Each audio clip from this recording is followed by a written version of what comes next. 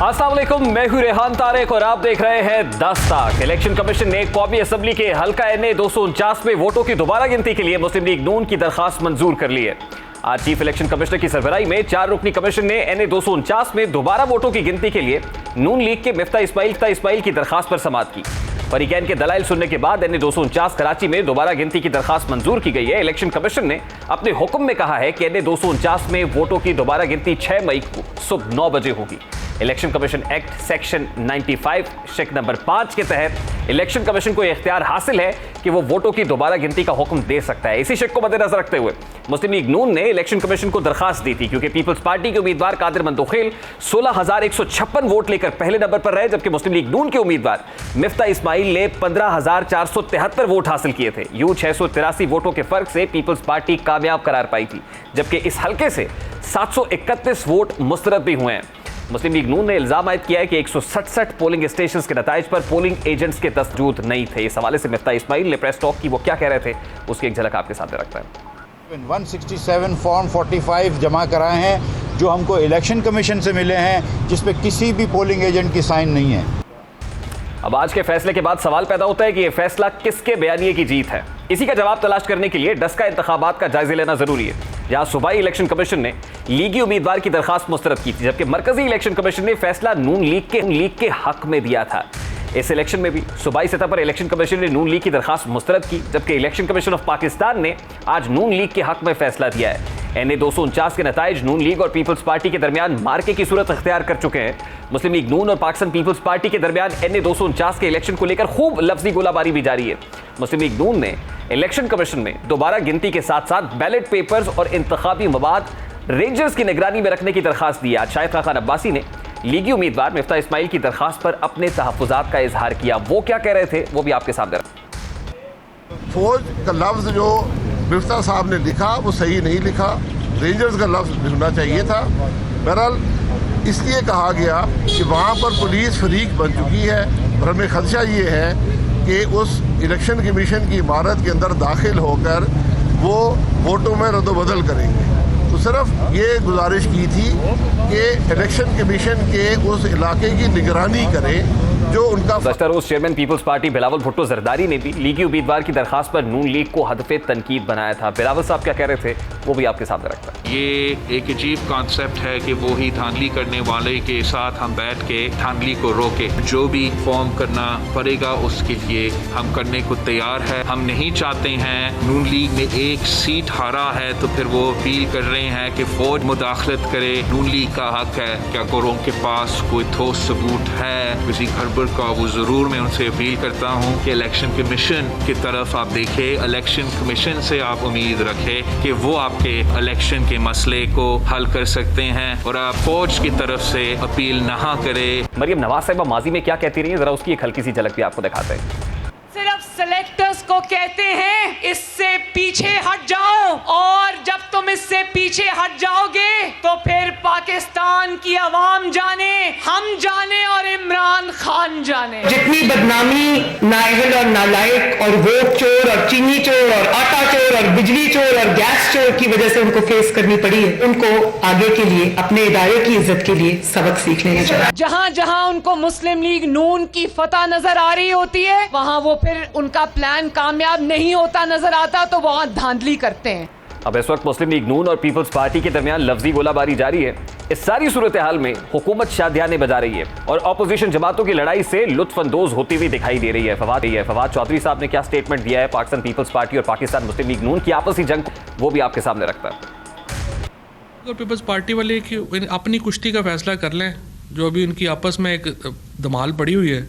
हम तो बैठ के जो है वो एंजॉय कर रहे हैं। एक दूसरे के ऊपर जो है इतना कीचड़ आप लोग उछाल रहे हैं और इस्लाहात की तरफ आने को तैयार नहीं है। अब PDM की इत्तेहाद की दो बड़ी सियासी जमातें मुस्लिम लीग नून और पीपल्स पार्टी के, जिनके इत्तेहाद का मकसद हुकूमत को हटाना था, एक हल्के और 15,000 वोटों के मामले पर एक दूसरे को सिलेक्टेड के ताने दे रही हैं। क्या इस एक हल्के के इंतखाब ने दोनों को बेनकाब कर दिया है? सवाल यह भी है कि क्या वोटों की दोबारा गिनती नून लीग के मौक़िफ़ को दुरुस्त साबित कर पाएगी? सवाल तो यह भी है कि क्या हर इंतखाब के बाद धांधली का शोर और फिर लंबी खामोशी मसाइल का हल है? और सवाल तो यह भी है कि अगर धांधली का इल्ज़ाम दुरुस्त साबित हो जाता है तो तो क्या इलेक्शन कमीशन ऑफ पाकिस्तान की नाअहली पर एक बार फिर मोहर तस्दीक सख्त नहीं हो जाती? फिर सवाल तो ये भी कि प्रिजाइडिंग ऑफिसर्स कहां गायब हो जाते हैं? जाली वोट कौन डालता है? शफाफ इंतखाबात को मुतनाज़िब कौन बनाता है? इलेक्शंस को टेम्पर कौन करता है? ये सवालात का जवाब कोशिश करेंगे। सबसे पहले पाकिस्तान पीपल्स पार्टी के मरकजी रहनुमा कमर ज़मान कायरा साहब हमारे साथ मौजूद है। अस्सलाम वालेकुम कायरा साहब, बहुत बहुत शुक्रिया आपके कीमती वक्त के लिए। कायरा साहब, पाकिस्तान मुस्लिम लीग नून की जानिब से NA 249 में रीकाउंट की दरखास्त और इलेक्शन कमीशन की जानिब से दरखास्त को मंजूर किया जाना, क्या पाकिस्तान मुस्लिम लीग नून के मौक़िफ़ और बयानिए की तायद नहीं है, उसकी जीत नहीं हुई? ये अपने बड़े रिपरकशन रखेगा, आने वाले वक्तों में बहुत सारे मसाइल खड़े होंगे इससे, लेकिन हमें नहीं एतराज। आपको इलेक्शन कमीशन ने कर दिया, मुस्लिम लीग को तो रियायतें मिलती ही हैं, उनको ये भी एक रियायत मिली, तो इंशाल्लाह ये इलेक्शन पीपल्स पार्टी मेरिट पे जीती हुई है और हमें समझ नहीं आई। कायरा साहब, प्रेसिडेंट नया कैसे सेट हुआ है? मतलब वो देखिए, इलेक्शन एक्ट 2017 के सेक्शन 95 की क्लॉज 5 है जो ये कहती है कि अगर 5% का मार्जिन या इससे कम का हो तो रिकाउंट हो सकता है। तो प्रेसिडेंट नया कैसे सेट हुआ है कायरा साहब? ये गुजारिश ये है कि इससे पहले जब भी ये कानून इस्तेमाल हुआ, इसको बाकायदा बताया गया कि फलां पोलिंग स्टेशन पे ऐसा है, हमारा डिफरेंस इतना कम है, इसको रिकाउंट किया जाए। तो फिर वो सेलेक्टिव पोलिंग स्टेशन की हद तक तो रिकाउंट कबूल किया गया, लेकिन पूरे इलेक्शन को रिकाउंट किया गया ये नहीं है। लेकिन हम कोई इनकार कर रहे हैं, हम ये कह रहे हैं कि ये नई प्रेसिडेंट है, इससे पहले ये प्रेसिडेंट नहीं थी। चले इलेक्शन कमीशन नहीं, लेकिन कायरा साहब, आज मिफ्ता इस्माइल साहब ने 167 जो फॉर्म 45 हैं वो जमा कराए कि जिसके ऊपर पोलिंग एजेंट्स के दस्तखत नहीं है और इस दस्तखत के बगैर ही नताइज जारी कर दिया गया। पहली गुजारिश तो ये है कि जहाँ पे 30 कैंडिडेट्स हों, 30 कैंडिडेट्स के जो पोलिंग एजेंट हैं, कोई किसी प्रिजाइडिंग अफसर के पास बंदूक नहीं होती, कोई मजिस्ट्रेरी इख्तियार नहीं होता कि उनको बाहर नहीं निकलने दे, यहाँ बैठ कर साइन करके जाने हैं। कोई एक पोलिंग एजेंट ये नहीं कह रहा कि मुझे साइन करके नहीं दिए गए, वहाँ पे प्रिजाइडिंग अफसर के साइन हैं। अगर पोलिंग एजेंट साइन नहीं करते तो फिर वो क्या कर सकता है? नहीं, लेकिन कायरा साहब, ये इलेक्शन एक्ट 2017 की सरीन खिलाफ वर्जी नहीं है? बिल्कुल खिलाफ वर्जी नहीं है भाई, मैं कंपेल्ड नहीं हूँ, ये प्रिजाइडिंग अफसर किसी को मजबूर नहीं कर सकता। हाँ, सबके साइन होने चाहिए, ये बात दुरुस्त है। अगर कोई नहीं करता और चला जाता है फिर इसका मतलब है कि वो पोलिंग नल एंड वाइड हो गया। जी, और इलेक्शन एक्ट की सेक्शन 90 के अंदर वाज़े तौर पर लिखा हुआ है कि पोलिंग एजेंट्स के दस्तखत के बगैर नताइज जारी नहीं होने चाहिए, तो एक शक तो पैदा हो जाता है। सुनिए, जो मैं आपसे गुजारिश कर रहा हूँ, आप प्रैक्टिकल पॉलिटिक्स को जरा देखिए। हम इलेक्शन लड़ते लड़ते इस उम्र तक पहुंचे हैं जहाँ पे आपके पोलिंग एजेंट जीत जाता है आपका पोलिंग, और आपके पोलिंग एजेंट बड़े खुश होते हैं, वहाँ वो अपना पोलिंग का रिजल्ट भी लेते हैं, वो खुशी खुशी आके पोलिंग का रिजल्ट जमा भी कराते हैं अपने ऑफिस में। और जहाँ वो हार जाएं और ज्यादा वोटों से हार जाएं तो वहाँ वो घर चले जाते हैं, वो कोई साइन नहीं करते। और ये कोई किसी, बल्कि कई जगह तो ये होता है कि पोलिंग एजेंट पहले ही चले जाते हैं, कुछ चले जाते हैं, कुछ बैठे रहते हैं। तो सबका इकट्ठे बैठा रहना ये कभी प्रैक्टिकली हुआ नहीं है। अच्छा कायरा साहब, देखिए, सूबाई इलेक्शन कमीशन की तरफ से पाकिस्तान मुस्लिम लीग नून की दरखास्त को मुस्तरद किया गया, लेकिन वफाकी election commission, central election commission ने इस दरखास्त को मंजूर किया है और रिकाउंट होने जा रहा है। आपको लग रहा है सर कि डस्का बाई इलेक्शन के बाद जो हुआ, क्या उसी का तसलसल है और पाकिस्तान मुस्लिम लीग नून बहरकैफ फाइनली जीतती हुई दिखाई दे रही? आप मुझे क्या कह रहे हैं कि मैंने धांधली की है?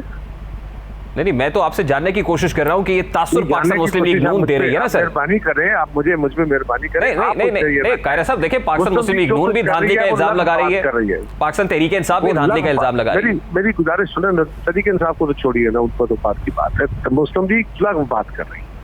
मसलन 276 पोलिंग स्टेशन थे, उन पोलिंग स्टेशन के ऊपर किसी एक पोलिंग स्टेशन से कोई कंप्लेंट, जिनको आप सारा मीडिया वहां पे थे, किसी मीडिया हाउस ने कोई कंप्लेंट की हो कि वहां कोई लड़ाई हुई, कुछ झगड़ा हुआ, कोई पोलिंग रुकी, कुछ कोई है?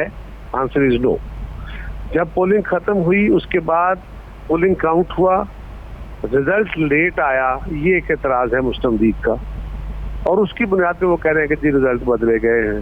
देखिए ना कायरा साहब, देखिए, अब ये वजाहत तो इलेक्शन कमिशन ऑफ पाकिस्तान की तरफ से आनी चाहिए ना। प्रिंसिपली हर जीतने वाली जमात इलेक्शन कमिशन ऑफ पाकिस्तान के किरदार को डिफेंड कर रही होती है, हारने वाली इल्जामात लगा रही होती है।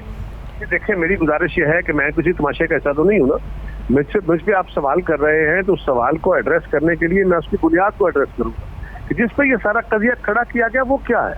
वो है ही ये इसलिए मैंने इसको एड्रेस किया। अच्छा सर, देखिए सर, कादिर बंदूखेल साहब अगर NA 249 से जीते हैं तो बड़ी डिमिनिशिंग मार्जिन से जीते हैं, तकरीबन 683 वोटों की विक्ट्री। आपको लगता है कि रीकाउंट में ये जो लीड है ये मजीद बढ़ेगी या कम होती हुई देख रहे हैं आप? मैं इसके बारे में कुछ नहीं कह सकता, हो सकता है बढ़ जाए, हो सकता है कम हो जाए, ये तो डिपेंड करता है। लेकिन हर पोलिंग स्टेशन पे प्रिजाइडिंग अफसर ने जो वो वोट रिजेक्ट किए हैं, उन रिजेक्ट को ही काउंट करना है ना, बाकी जो हैं वो तो काउंटेड है, वो तो उसमें तो शक वाली बात ही कोई नहीं है। अच्छा कायरा साहब, लास्ट बट नॉट लीस्ट, देखिए PDM की दो बड़ी जमातें, पाकिस्तान मुस्लिम लीग नून और पाकिस्तान पीपल्स पार्टी, जो आज से 3 महीने पहले they were very much up against the government कि इसको घर भेजेंगे, लेकिन इस वक्त देखिए 3.5 लाख रजिस्टर्ड वोटर्स का हल्का 249, वहां पर 20% वोट कास्ट होते हैं। 15 से 16 हज़ार वोटों की लड़ाई है, जो ये वोट हासिल करेगा वो वहां से MNA मुंतखब हो जाएगा। देखिए दो बड़ी जमातें, क्या वजह है कि सिर्फ 15-16 हज़ार के वोटों के ऊपर आ गई हैं और ये बहस अब यहां पर दस्तो गरेबा हो रही है? मुस्तकबिल में आपको साथ चलते हुए दिखाई दे रही? 15-16 हज़ार पे नहीं आई।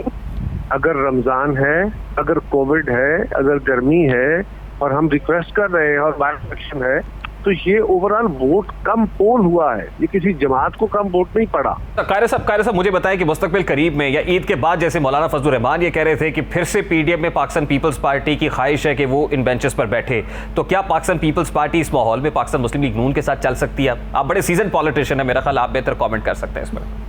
देखिए, हम इससे भी तल्ख माजी में रहे हैं और हम इकट्ठे चले, हालात आपको मजबूर कर देते हैं। और इस वक्त पाकिस्तान के हालात ये है, लोगों की जिंदगी में इतनी तलखियां आ गई है, इतनी महंगाई, बेरोजगारी, हालात इतने खराब हैं कि अब लोग इस हुकूमत से जल्द जान छुड़ाना चाहते हैं। और ये हुकूमत जितने दिन रहेगी उतना ही पाकिस्तान को और मुश्किलात का शिकार करती रहेगी। लिहाजा इसको जल्द भेजना चाहिए और उसके लिए सबका इकट्ठा होना जरूरी है।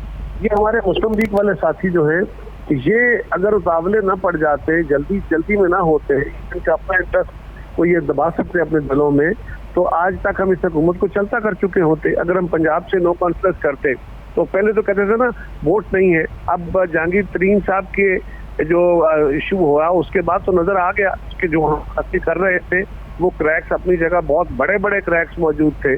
अगर हमारे साथी हमारे साथ चलते तो पहले पंजाब और उसके बाद फेडरल गवर्नमेंट में अभी तक हम इस गवर्नमेंट को फर्क कर चुके होते। लेकिन पीपल्स पार्टी PDM बनाने वाली जमात है, हमको PDM को छोड़ के तो नहीं आए। हाँ, PDM ने हमारे साथ जाती की, PDM की एक जमात ने, कि उन्होंने एक गैर कानूनी तरीके, गैर अखलाकी तरीके से, गैर जो हमारा रवायती तरीका है वो एक शोकाज और इस तरह की बातें की जो कभी जिसकी रवायत है नहीं, जिसकी गुंजाइश है नहीं, उसके ऊपर हमने अपना एहतजाज किया था।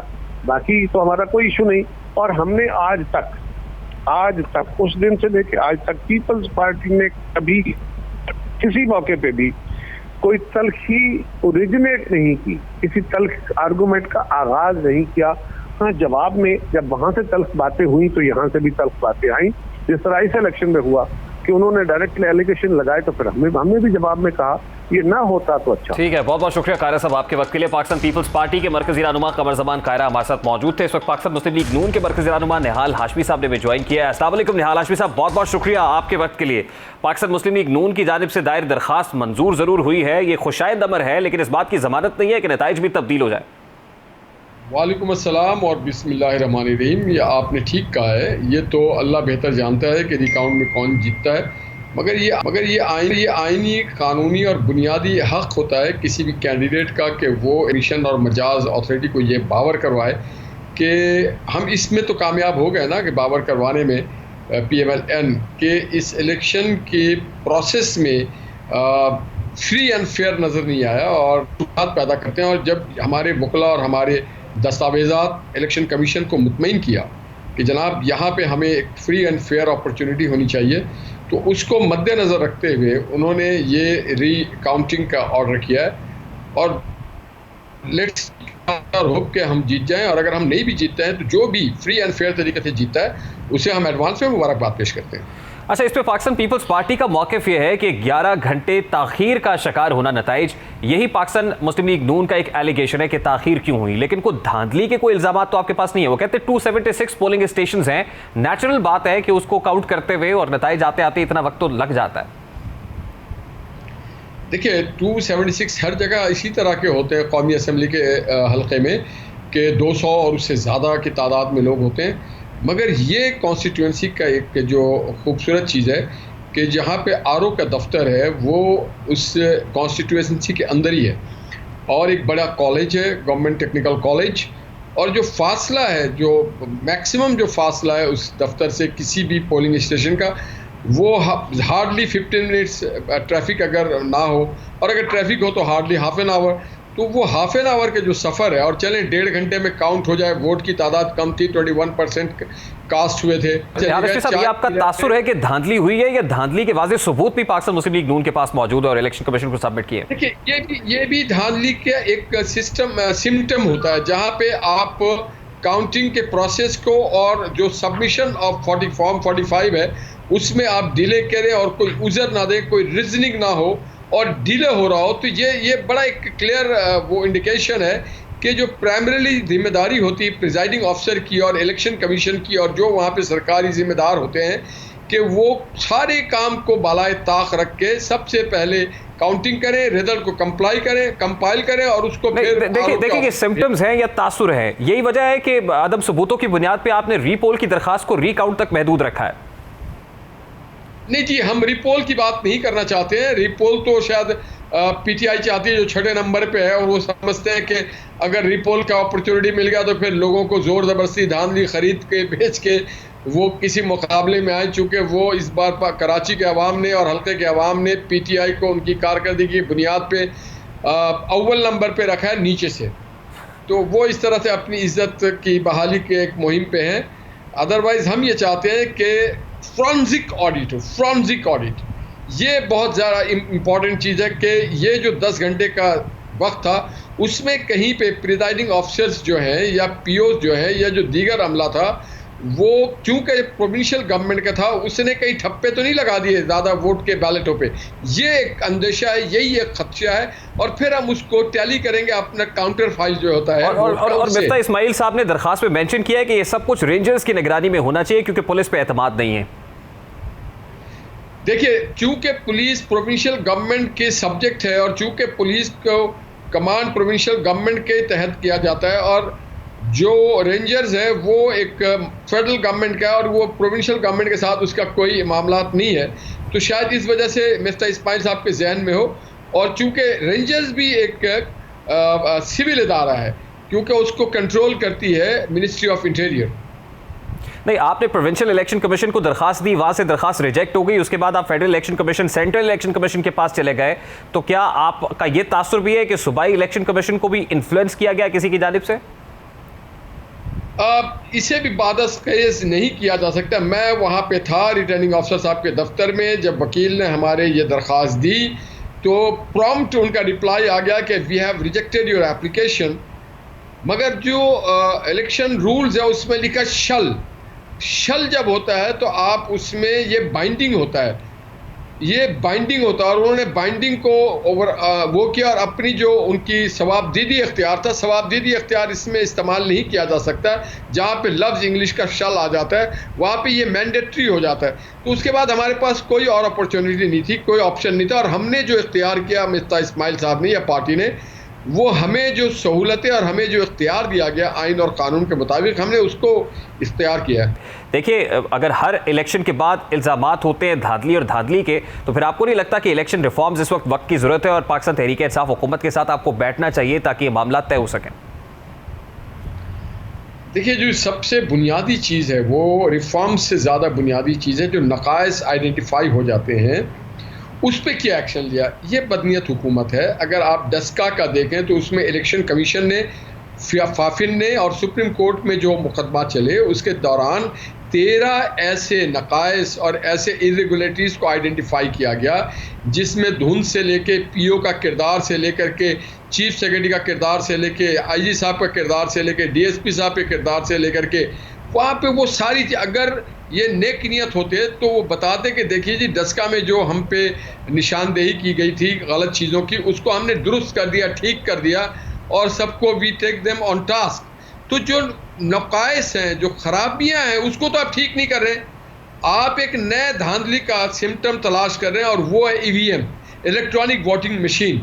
अमेरिका ने इसको रद्द कर दिया है, इंडिया ने इसको रद्द कर दिया, और हमारे इलेक्शन कमीशन ने भी इस चीज़ को रद्द कर दिया है कि हाँ there is a lot of chances of irregularities और इलेक्शन में धांधली के इलेक्शन जो वोटिंग मशीन है, तो वोटिंग मशीन में तो कोई एक आप जो प्रोग्राम कर दें उसमें और सारा रिजल्ट ही आप उल्टा कर देंगे। ठीक है, बहुत बहुत शुक्रिया निहाल हाशमी साहब आपके वक्त के लिए। पाकिस्तान मुस्लिम लीग नून के मरकजी रहनुमा निहाल हाशमी हमारे साथ मौजूद थे। अभी एक ब्रेक लेंगे, जिसके बाद बात करेंगे महंगा रमज़ान, परेशान अवाम और कहाँ है कप्तान। इस मामले को उठाएंगे इस ब्रेक के बाद। हमारे साथ रहेंगे।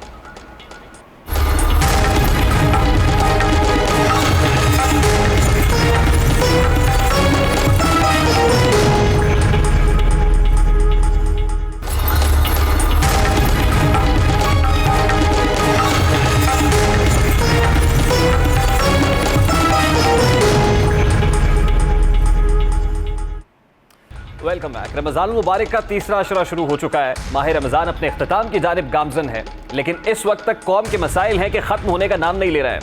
रमज़ान बाजारों के बाहर आवाम की लंबी लंबी कतारें हैं। रोज़ा रखकर चीनी और आटे की तलाश आवाम के लिए वबाल जान बनी रही। हुकूमती कोशिशों के बावजूद माह रमज़ान आवाम के लिए इम्तहान बना रहा। माह अप्रैल के दौरान तैयार अशिया की कीमतें डबल फिगर्स में दाखिल हो गई हैं और महंगाई की शरह 11.1% की सतह तक पहुँच गई है, जो मार्च के दौरान 9.1% रिकॉर्ड की गई थी। वफाकी इदारे शुमारियात के आदाद शुमार के मुताबिक महंगाई के दोहरे हिस्सों में जाने की वजह शहरी और देही दोनों तरह के इलाकों में अशिया खुरोनोश की कीमतों में इजाफा है। आज रहनुमा मुस्लिम लीग नून शाहिद खान अब्बासी ने भी हुकूमत की तवज्जो इस जानिब मबजूल कराई है। वो क्या कह रहे थे, लग आपके सामने रखता है। जिसने कहा था कि मैं रमज़ान शरीफ में कीमतों की निगरानी खुद करूँगा। पिछले 20 महीने में सबसे ज़्यादा कीमतों में इजाफा अप्रैल के महीने में हुआ है 11.1%, और इससे भी बढ़कर जो देही इलाके में अशियाए खुर्द-ओ-नोश हैं उनकी कीमतों में इजाफा इससे भी ज़्यादा है। तो हमारी सिर्फ एक गुजारिश है मुल्क वज़ीर-ए-आज़म से कि खुदा के लिए किसी चीज़ की निगरानी खुद ना किया करें।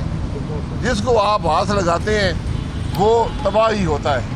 सियासी क़यादत तो बढ़ती हुई महंगाई पर हुकूमत को तनकीद का निशाना बना रही है, लेकिन अवाम इस बारे में क्या कहते हैं वो भी आपके सामने रखते हैं। हुकूमत को चाहिए कि सब कुछ सस्ता करना चाहिए। मजदूर आदमी इस टाइम बहुत परेशान है। महंगाई तो सबके सामने भाई, आप ये देख लेना कि अभी आज भी आटा 3 रुपये जो है महंगा कर दिया गया है। तो ये मकसद है कि गरीब आवाम के ऊपर ही बोझ पड़ रहा है ना। बोझ तो क्या नाम है, ये थोड़ी कि क्या नाम है अमीरों पे पड़ रहा है। अमीरों के लिए तो क्या 200 रुपये किलो भी आटा हो जाएगा तो अमीर जो है ना, अमीर को कोई फ़र्क नहीं पड़ता। हर चीज़ महंगी यहाँ पे। कल केला में बाजार से लिया 140 रुपये, यहाँ 175 बिक रहा है। क्या कहते हैं सस्ता है? सब बाजार की नाम है बिल्कुल, और कुछ भी नहीं है। मैं रोज़ बाजार से केला 140 लेता हूँ, यहाँ पे 175 है, और मैं वहाँ से 80 लेता हूँ, यहाँ पे 120 है। क्या सस्ता है? कुछ भी नहीं है, सिर्फ बात ही बातें, और कुछ भी नहीं है। खुदा कसम, जो कुछ ये लोग कर रहे हैं ना, उस जमाने में हमने नहीं देखी थी। किसी को तौफीक है मजिस्ट्रेट को आके चेक करे, कुर्सियों पर बैठने के लिए आए हैं। कोई इंतजामिया का कोई बंदा इन लोगों को मुझे बताओ, कहीं से कोई आदमी आए इनको चेक करे, इनकी रेट लिस्ट चेक करे, इनको आके बताए कि भाई ये सही है या गलत है। कोई चीज़ भी सस्ती नहीं है, दूसरे बाजार के बराबर है कि महंगाई तो बेअंत है ना। खाली महंगाई कहना तो बहुत थोड़ी बात है, ज़्यादा है महंगाई है। इस हुकूमत ने तो रगड़ा निकाल के रख दिया है। अवामी राय आपने जानी, हुकूमती मौक़िफ़ लेने की कोशिश करेंगे। इस वक्त पाकिस्तान तहरीक इंसाफ के रहनुमा नदीम कुरैशी साहब हमें स्टूडियोज में ज्वाइन कर चुके हैं। अस्सलाम वालेकुम नदीम कुरैशी साहब, बहुत बहुत शुक्रिया आपके वक्त के लिए। सर, सबसे पहले तो फरमाइएगा कि जनवरी में महंगाई की शरह 5.7%, मार्च में 9.1% और अप्रैल में बढ़कर वो 11.1% तक जा पहुंची है। इसका कोई जवाब है हुकूमत के पास? वालेकुम अस्सलाम और बिस्मिल्लाहिर्रहमानिर्रहीम। देखिए, आपने एक चीज़ को ज़रूर वॉच करना है कि क्या हुक्मरान ग्राउंड रियलिटी से बेखबर है? ऐसा कतई नहीं है। जितना मैकेनिज़्म इस रमज़ान शरीफ में बनाया गया, अरबों रुपए की सब्सिडी, मतलब 7 अरब की सब्सिडी पंजाब गवर्नमेंट दे रही है। फेडरल गवर्नमेंट के जितने मेयर्स हैं वो सारे ये इंडिकेट कर रहे हैं कि हमारा टारगेट नंबर 1 इस महंगाई को कंट्रोल करना है। आप और मैं जिस दौर में बैठे हुए हैं, कोरोना ने क्या वो तासुर मेरी सुनिए, जब आपका एम्फेसिस और आपका फोकस होता है कि महंगाई को कंट्रोल करना है, खान साहब नोटिस लेते हैं महंगाई बढ़ जाती है। अच्छा, यहाँ तो ना बहुत सारे जोक्स मौजूद मार्केट में मौजूद है। जी, कल एक मार्केट के अंदर हमने देखा है जिसमें फिरदौस आशिक अवान साहिबा और सोनिया सदफ साहिबा के दरमियान तल्ख कलामी हुई और उसके बाद मामला कहाँ तक पहुंच गया। ऐसे जोक्स भी हम रोज देखते हैं। तो फिरदौस आशिक अवान साहबा ने ऐसी कौन सी ज्यादती की है, कौन सा जुल्म किया है? आप मुझे आज अवाम के नुमाइंदे के तौर पर अपनी अदालत में बैठ के मुझसे क्वेश्चन कर रहे हैं। इसी तरह से मुझसे आम आदमी गली में मोहल्ले में क्वेश्चन करता है। पॉलिटिकल लोग आंसरेबल है। फिरदौस आशिक अवान साहबा एक ऑफिशियल विजिट पे गई हैं, उन्हें वहां अगर कंप्लेन हुई और उन्होंने क्वेश्चन कर लिया तो इस पे कौन सी क़यामत आ गई? कुछ नहीं हुआ, सिर्फ उन्होंने यही पूछा कि तुम्हें किसने, मैं वो कह भी नहीं सकता किस उसने तुम्हें एसी लगाया है। वैसे एसी कौन लगाता है सर? देखिए, मैं रेहान एक आपसे अच्छा कुरैशी साहब, मुझे सिर्फ बताएं कि असिस्टेंट कमिश्नर को कौन? मैं आपको सिर्फ एक चीज अर्ज कर दूं, किसी जगह गैर जिम्मेदाराना लफ्जों का इस्तेमाल हम कोई शख्स भी ना उसको उसकी सपोर्ट करेगा। हमने देखना है कि वजह, वाक़े की वजह क्या है। किसी जगह कोई वाक़या होता है ना जी, और खुदा न खास्ता कोई हादसा हो तो पुलिस पूछती है जी इसकी बुनियादी वजह क्या है हादसे की। हमने देखना यह कि क्या फिरदौस आशिक अवान साहबा का उन एसी साहबा से सर मेरा ये सब्जेक्ट ज़ाती इख्तिलाफ है। इस गैर जरूरी वाक़े में मेरे कॉमनर के इशू पर्सपेक्टिव में चले जाते हैं सर। इस वक्त कॉमनर को फिरदौस आशिक अवान से और सोनिया सदफ से कोई गर्ज नहीं है, उसे सिर्फ गर्ज ये है कि उसे अच्छा माल मिल रहा है। उसे गैर जरूरी टॉपिक नहीं है। यही वो चीज़ है जो पाकिस्तान की अवाम अपने पॉलिटिकल लोगों से डिमांड करती है। अगर कोई शख्स, अब चीफ मिनिस्टर पंजाब ने 36 के 36 सूबाई वज़रा को, सुनिएगा एक खत्म हो गई, सिर्फ 1 मिनट दीजिए, आटा सस्ता मिलने लगा। अच्छा, दुनिया में जिस जगह खुरोनोश सस्ती हो गई, महंगाई कम हो गई सर इस इंसिडेंट के बाद। दुनिया में जिस जगह, ये वाकया जरूरी मेरे लिए दुनिया में जिस जगह जब कीमतें, दुनिया में जिस जगह कीमतें कम होंगी वहां लाइंस लगेंगी। आप मॉडर्न वर्ल्ड में चले जाएं जहां की अब मार्केट में चीनी की कीमत 85 रुपए है और रमजान बाजार में अगर 65 रुपए गवर्नमेंट दे रही है, तो अगर वहां लोगों को एक सहूलत मिल रही है, आप उस कतार लगने पर भी मोतरज हैं, आप चीजें महंगी होने पर भी मोतरज हैं। गवर्नमेंट ने जो सब्सिडी दी आपने, उसमें से जो 65 रुपए किलो चीनी प्रोवाइड की जा रही है 2018 का रेट है। मैं भी आपको एक वीडियो क्लिप दिखाता हूं। यूसुफ रजा गिलानी साहब प्राइम मिनिस्टर थे, शहबाज शरीफ साहब, उधर से बशीर अहमद बलोर साहब, सब लोग शोर मचा रहे थे। 120 रुपए किलो चीनी गई थी। ये कल की बात है, कल की बात है। नवाज शरीफ साहब के दौर में 120 रुपए किलो चीनी बिकी। शहबाज शरीफ और नवाज शरीफ के खिलाफ। मेरा सादा सा सवाल है सर, आटा और चीनी अवाम को कतारों में लगकर लेने पड़ेंगे? देखिए, ऐसा क्या ये अवाम का मुकद्दर है? ऐसा नहीं। क्या इसीलिए पाकिस्तान तहरीक इंसाफ को वोट देकर मुंतखब करके अवाम के इक़्तिदार में पहुंचा? देखिए, ये बड़ी मकबूल बातें हैं, बड़ी खूबसूरत बातें हैं, लेकिन अगर आप मुझे आंसर करने देंगे तो शायद आपको और मेरा वो मैसेज जो हम अवाम को पहुंचाना चाहते हैं पहुंच जाएगा। चले बताइए कि 65 रुपए किलो चीनी जो है वो जमीन पर मिल रही है, मरीख पर मिल रही है। पंजाब की तमाम फ्लोर बिल्स को आज भी government of Punjab subsidise rate पर आटा गंदम फराहम कर रही है। एक दिन पिछले 2.5 साल में ब्रेक नहीं हुआ। जो उसकी सपोर्ट प्राइस है गंदम की, उसके मुताबिक गंदम फराहम की जा रही है। खबर है आपको पता है आपकी सरकार कितने मेट्रिक टन गंदम फिर इंपोर्ट करने जा रही है? देखिए, बहुत सारी पाकिस्तान में बम्पर क्रॉप होने जा रही है वीट की। नहीं, आपको इस बात का अंदाजा है कि कितने मेट्रिक टन गंदम आप फिर इंपोर्ट करने जा रहे हैं? एक चीज आपको बता दूं मैं, वीट की हार्वेस्टिंग इस वक्त चल रही है पंजाब में भी, सिंध में मुकम्मल हो गई है। आपने सिर्फ 15 दिन बाद प्रोग्राम करना है, और जो गंदम की यहाँ प्रोडक्शन बढ़ेगी उसका क्रेडिट फिर तहरीक इंसाफ को दीजिएगा। वो फिर आप फरमाएंगे जी ये मौसमी हालात बड़े अच्छे थे। गवर्नमेंट की जो पॉजिटिव पॉलिसीज हैं उनके बारे में उनको सपोर्ट करना भी आपके लिए उतना ही जरूरी है। उस वक्त आटे की कीमत क्या होगी? देखिए, किसकी आटे की उस वक्त कीमत क्या होगी? 1 किलो आटा कितने में मिलेगा? सुने होना क्या है, गंदम कौन पैदा कर रहा है? काश्तकार पैदा कर रहा है। एक जमाने में गंदम की इमदादी कीमत 700 रुपए थी, आटे की कीमत कम थी। गंदम की इमदादी कीमत 1350 रुपए हो गई, आटे की कीमत बढ़ गई। अब काश्तकार की फरमाइश पर यही आपका माल रोड, यही आपका जो ठोकर न्याज बेग है, यही काश्तकारों ने एहतजाज किया था कि गंदम की एक्सपोर्ट प्राइस बढ़ाई जाए। हुकूमत ने अब 1800 रुपए मन में परचेज किया। अल्टीमेटली उसके इफेक्ट आएंगे, लेकिन बेनिफिशियरी कौन है? आपका काश्तकार। वो काश्तकार जो पिछले 20, 30, 40 साल से प्रोडक्शन करता था, परचेजर कोई नहीं था। एक और सादा सा सवाल है आपसे सर, आपकी हुकूमत इस वक्त अंडर प्रेशर फील कर रही है? प्रेशर तो होगा, किस चीज का प्रेशर? देखिए जिम्मेदारियों डिलीवर करने का प्रेशर, जिम्मेदारियों का एहसास, जिम्मेदारियों को पूरा करने की कोशिश, लोगों की तकालीफ को दूर करने की कोशिश, इसका प्रेशर अल्टीमेटली होना चाहिए। और ये पॉजिटिव है, ये नेगेटिव नहीं है। हमें वो ये प्रेशर नहीं है। महंगाई का सारा मुद्दा किसानों और ब्यूरोक्रेसी पे डाल के आपको सेफ एग्जिट मिल जाएगा? देखिए रेहान, मैं अर्ज करूँ, हमें ये प्रेशर नहीं है कि इमरान खान साहब ने या उनके दोस्तों ने को फॉरेन में प्रॉपर्टीज बना ली हैं, खान साहब ने को 7, 8, 9 शुगर मिल्स लगा रही हैं, खान साहब ने कोई बहुत बड़ा यहाँ बिजनेस टाइकून खड़ा कर दिया है। वो प्रेशर हमें नहीं है। और मैं समझता हूँ जो लोग प्रेशर ले रहे हैं उनको आप पॉजिटिव लें। लोगों ने बड़ा अप्रिशिएट किया है कि अगर एक मिनिस्टर क्वेश्चन करती है। एक तो मैं आपको बता दूं कि सबसे बड़ा इस्लामाबाद में घर खान साहब का है। अगर शुगर स्कैम के अंदर है तो खान साहब के राइट लेफ्ट लोग, अगर आटा स्कैम के अंदर है तो खान साहब के राइट लेफ्ट लोग हैं। हम किससे पूछें, किससे इस्तफसार करें? और जवाब दूं, खान साहब का जो सबसे बड़ा घर है उनकी जायज़ हलाल की कमाई से है। आप हज़रत उस्मान गनी रज़ी अल्लाह ताला अन्हो की पूरी ज़िंदगी देखें उठाकर कि अल्लाह करीम ने उनको कितना नवाजा हुआ था। जायज़ हलाल तरीके से पैसा कमाना बुरा नहीं है। बुरा इस वक्त जहांगीर तरीन और खुसरो बख्तियार से। बात तो मुकम्मल हो जाने देना। बुरा उस वक्त है जब मैं आपकी जेब काटूं। जुबान दराज से और जेब दराज से मुकाबला करना बड़ा मुश्किल है। इस पाकिस्तान में जो राज है ना लोगों का, वो जुबान दराज लोगों का है। और खुसरो बख्तियार पे कैसे रिस्पॉन्ड करें? देखिए, जहांगीर तरीन साहब के खिलाफ इंक्वायरी चल रही है, वो फेस कर रहे हैं। जिस पे आपने बैरिस्टर अली जफर साहब को मीडिएट करने के लिए बैठाया है, कोई इशू नहीं है। ये बैरिस्टर अली जफर से कह के जाके शहबाज शरीफ साहब से मीडिएशन करें। रेहान सुने, कानून ये हक देता है। एक आम शख्स जब एप्लीकेंट बनता है थाने में, वो एक एएसआई की तफ्तीश से मुतमईन नहीं होता। कानून उसको सिर्फ बकरी चोर के लिए सर सुनिए ना, उसको कानून ये हक देता है, पाकिस्तान का आईन ही हक देता है कि वो अगर किसी इन्वेस्टिगेशन ऑफिसर से मुतमईन नहीं है तो वो कह सकता है जी मेरी इन्वेस्टिगेशन किसी और से करवा लीजिए। I have to wide it up. Pakistan Tehreek Insaf के रहनुमा नदीम कुरैशी साहब हमारे साथ मौजूद थे। मुझे क्विक शॉर्ट ब्रेक लेनी है।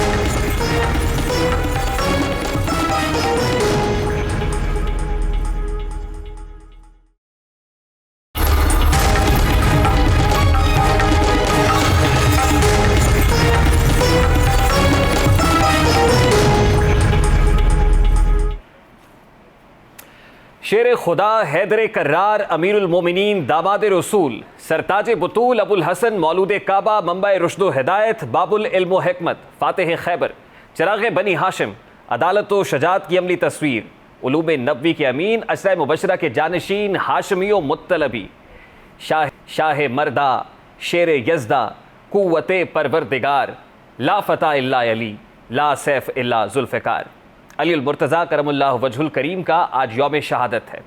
वो अली जो आगोश रसूल सल्लल्लाहु अलैहि वसल्लम में परवान चढ़े, जिन्हें कमसिनी में रसूलुल्लाह सल्लल्लाहु अलैहि वसल्लम की रफ़ाकत नसीब हुई, जिन्हें महबूब खुदा की मोहब्बत नसीब हुई। वो अली जिन्होंने पूरे कबीले के सामने अपने बचपन में ऐलान तौहीद और रिसालत किया और बबागे दोहल किया। वो अली जो पूरे दौरे रिसालत सल्लल्लाहु अलैहि वसल्लम के दौरान लम्हा बलम्हा हर लहजा साया रिसालत में रहे, जिनका फ़हम दीन बराह रास्त रसूलुल्लाह सल्लल्लाहु अलैहि वसल्लम की तरबियत में परवान चढ़ा। वो हैदर कर्रार जिनका हाथ उठाकर महबूब खुदा सल्लल्लाहु अलैहि वसल्लम शमाए रिसालत के हज़ारों परवानों के सामने ऐलान करते हैं कि मन कुंतुम मौला फ़हाज़ा अलीयुम मौला, जिसका मैं मौला उसका अली मौला। मौलाए कायनात अमीरुल मोमिनीन अलीउल मुर्तज़ा अलैहिस्सलाम की तारीफ़ व तौसीफ़ कैसे बयान करूँ। अगर अली के ऐन ही का तज़किरा किया जाए तो प्रोग्राम शायद तंगिए दामा का सबूत है। अली का ऐन ऐनुल्लाह, अली खुद यदुल्लाह, लिसानुल्लाह, वजहुल्लाह, उज़्नुल्लाह। अली का ऐन इश्क, वो इश्क के सरे शेर खुदा दो टुकड़ों में बट गया, दो टुकड़ों में तकसीम होता है। दाढ़ी मुबारक खून से रंग गई, मगर ज़ुबान पर कोई शिकवा था और ना ही होठों पर कोई शिकायत थी। ज़ुबान शिकवा संज नहीं हुई, बल्कि उलूम नबवी सल्लल्लाहु अलैहि वसल्लम के अमीन की ज़ुबान से शुक्र के अल्फाज अदा हो रहे थे। फुस्तु बिरब्बिल काबा की सदाएं बुलंद हो रही थी कि रब्बे काबा की कसम, अली कामयाब हो गया। अली का ऐन तो अदल की तस्वीर है। अदल का ऐसा निज़ाम मुतारिफ करा दिया कि अपने हों या पराए, अमीर हों या गरीब, अरबी हों या अजमी, अमीरुल मोमिनीन हों या फिर आम रियाया, कानून सबके लिए बराबर था। काजी ने आपको अबुल हसन के नाम से पुकारा तो जलाल हैदरी बेदार हो गया। फौरी काजी को टोका और फरमाया मुझे भी मेरे नाम से पुकारा जाए। अली की अदालत में एक बेटे की दो माओं का मुकदमा पेश हुआ। कोई भी अपने दावे से पीछे हटने को तैयार नहीं थी। फौरी तौर पर तलवार मंगवाई और हुक्म दिया कि बेटे को दो लख्त कर दिया जाए, दो टुकड़ों में काट कर तकसीम कर दिया जाए। हैदरी जलाल देखकर बच्चे की हकीकी माँ तड़प उठी। अली का ऐन तो शुजात का इस्तारा है। हैदर कर्रार ने यौमुल फुरकान को बदर में पहली बार दुश्मन इस्लाम को ललकारा और फिर पिछाड़ डाला, जिन्होंने मैदान ओहद में वो कारहाय नुमाया सर अंजाम दिए कि आज भी कुफर के दिल हैबत हैदरी से दहल जाते हैं। वो शेर खुदा जिनकी आहनी ज़रब का शाहिद ग़ज़वा खंदक भी है। खंदक में हैदर के जुल्फ़िकार ने वो कारी वार लगाए कि कुफ़ार मक्का के कदम लड़खड़ा गए। फातिह खैबर अली का आज यौम शहादत है, जिन्होंने मरहब का गुरूर खाक में मिलाया। असदुल्ला ने खैबर को उखाड़ा, मरहब को पिछाड़ डाला। वो हैदर कर्रार जिनकी ज़िंदगी का 8 साल की उम्र से अपनी शहादत तक हर लम्हा हर लहजा इस्लाम की खातिर सर्फ हुआ। उनसे बढ़कर खुशनसीब भला कौन हो सकता है? भला कौन उनसे बढ़कर खुशनसीब हो सकता है जो नबी मेहरबान सल्लल्लाहु अलैहि वसल्लम के लिए ऐसा दर्जा रखते थे जैसे मूसा अलैहिस्सलाम के लिए हारून अलैहिस्सलाम। ये शेर खुदा की रफ़ाकत, मोहब्बत और अपनायत ही थी कि आका फरमाते हैं कि अना मदीनतुल इल्म व अलीउन बाबूहा, मैं इल्म का शहर हूँ और अली उसका दरवाज़ा है। ये तरबियत नबी आखिरुज़्ज़मान सल्लल्लाहु अलैहि वसल्लम का असर ही था कि सिद्दीक़ उमर अली करमुल्लाह वजहुल करीम से राय लेते थे, उनके फ़ैसलों को मुक़द्दम गर्दानते थे। अमीरुल मोमिनीन हैदर कर्रार के सर जब खिलाफत की जिम्मेदारी पड़ी तो रात दिन रियाया की खबरगिरी में सर्फ कर देते। दुनिया के मालूम मता को खिज़ा रसीदा बुतों से भी कमतर करार देते थे। वो एक ही वक्त में इलाही और जमहूरी ओहदे का हामिल होने की वजह से अपना मुनफरिद और मुमताज़ मकाम रखते थे, लेकिन आजिज़ी का एक अंदाज़ था। अपने फरमान में झलकता है, अपने फरमान में कहते हैं कि मैं अमीरुल मोमिनीन कहलाने का हकदार नहीं बन सकता जब तक जब तक अवाम के दुख दर्द में बराबर का शरीक न बन सकूं। यही वजह है कि बरसरे इक़्तिदार आने के बाद उन्होंने कोई इम्तियाजी रवैया नहीं अपनाया और किसी किस्म की बरात की रस्म नहीं डाली, बल्कि मेरिट और शफ़ाफियत के रहनुमा उसूल पेश किए। अमीरुल मोमिनीन ने इक़्तिदार और इसका हुसूल कभी हदफ नहीं समझाया, कभी इसको टारगेट नहीं बनाया, बल्कि अपने असली और आला मकसद तक पहुँचने का ज़रिया करार दिया। इसी हवाले से आपका एक मारूफ कॉल है कि मेरे नज़दीक हुकूमत एक फटे पुराने जूते से भी कमतर हैसियत रखती है, मगर उस सूरत में जब इसके ज़रिए किसी हक़ को कायम कर सकूँ और किसी बातिल का खात्मा कर सकूँ। ज़ाती नौयत के मसाइल पर गुफ्तगू के लिए बैतुल माल के चिराग को हटाकर अपने घर से चिराग मंगवाना हुक्मरानों के लिए एक रोशन मिसाल तो है कि ज़ाती ज़रूरियात पर कौमी अमानत को सर्फ करना जायज़ नहीं है। इसी तरह हज़रत अली अलैहिस्सलाम की तरफ से मालिक अश्तर गुड गवर्नेंस के हवाले से इरसाल करदा हिदायत भी हुक्मरानों के लिए मशअल राह हैं। बैतुल माल की तकसीम की ज़िम्मेदारी सर पर आई तो अहद रिसालत की याद ताज़ा कर दी। दामाद रसूल सल्लल्लाहु अलैहि वसल्लम के दौर में जिस शहर में जो माल जमा होता उसी शहर के मुस्तहिकीन में तकसीम कर दिया जाता, और अगर वहाँ से कुछ बच कर आ जाता तो इसे महफूज करने की बजाय दोबारा मुस्तहिकीन में तकसीम कर दिया जाता। आपने ये नौबत नहीं आने दी कि रात गुजारें और माल बैतुल माल में पड़ा रहे, बल्कि रात से पहले इसे तकसीम कर देते थे। अमीरुल मोमिनीन ने बैतुल माल की तकसीम में आला वदना, कुरैशी और गैर कुरैशी, आज़ाद और ग़ुलाम सबका हक़ मुसावी समझा। शेर खुदा रंगो नस्ल और कौमियत और वतनियत की बिना पर इम्तियाज़ गवारा नहीं करते थे। एक मरतबा दो औरतें अबुल हसन अली मुर्तज़ा के पास आईं। रफ़ीक रसूलुल्लाह सल्लल्लाहु अलैहि वसल्लम ने उन दोनों को बराबर हिस्सा दिया। इस पर एक औरत ने कहा कि अरबिया और आज़ाद हूँ, ये गैर अरबी और कनीज़ है, आपने हम दोनों को एक ही दर्जे पर समझ लिया, हालांकि मैं मरतबे के एतबार से बुलंद तर हूँ। हज़रत अली ने ज़मीन से मट्टी उठाई, इस पर नज़र करने के बाद फरमाया, मेरे इल्म में नहीं है कि अल्लाह ने किसी एक को किसी दूसरे पर फ़ौक़ियत दी हो।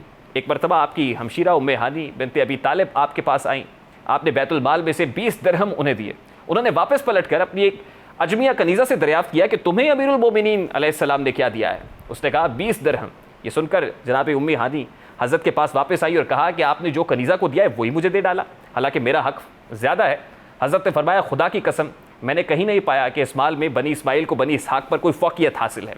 सिर मुर्तज़ा और हयात शेर खुदा का एक एक लम्हा अदलो इंसाफ से इबारत था। अली करमल्लाहु वजहुल करीम शेर खुदा और रफ़ीक महबूब खुदा सल्लल्लाहु अलैहि वसल्लम की ज़िंदगी का एक एक लफ्ज़ अदलो इंसाफ, हिकमत व दानाई, शजाअत व बहादुरी से इबारत था। ये देख कर शायर का कलम बोल पड़ता है कि अली इमाम बनस्तो मनम ग़ुलाम अली, हज़ार जाने गिरामी फ़िदाए नाम अली।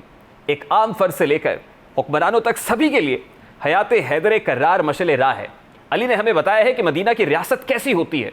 अबुल हसन व हुसैन ने समझा दिया है कि रियाया का ख्याल कैसे रखा जा सकता है।